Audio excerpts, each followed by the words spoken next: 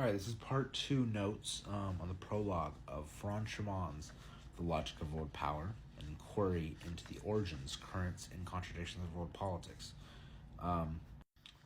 He used certain terms repeatedly, in very specific ways. Some people do not like it. For example, a lot of the leftists would not like the idea of him using the word revolutionary to describe, the rise of basically the capture globally of U.S. empire at the end of World War II, 1945.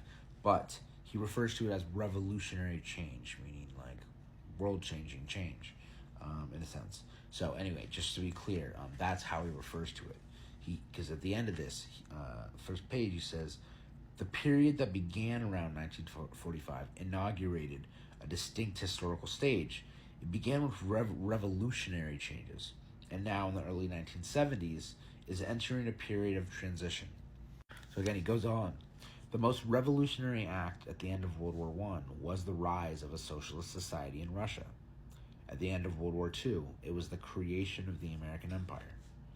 For the first time in the modern era, it seemed as if man's age-old dream of world unity would be fulfilled. The American Empire was a sudden, unexpected, and new apparition.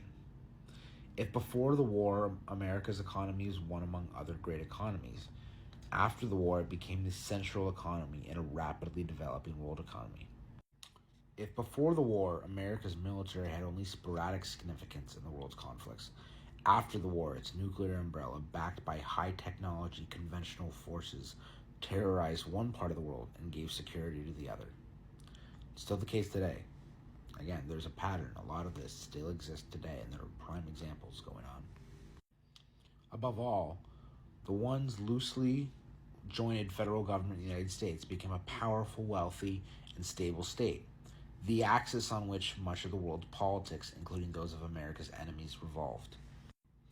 America was the major factor that gave rise to the extraordinary resurgence of industrial capitalism that took hold in Western Europe, Japan, and several other countries and enclaves.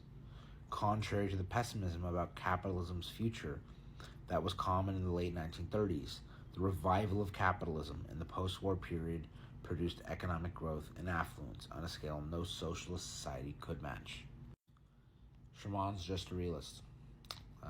He looks at great power as national interests as prime, and it's true. Even in these socialist countries, Russia and China, national interest always comes first.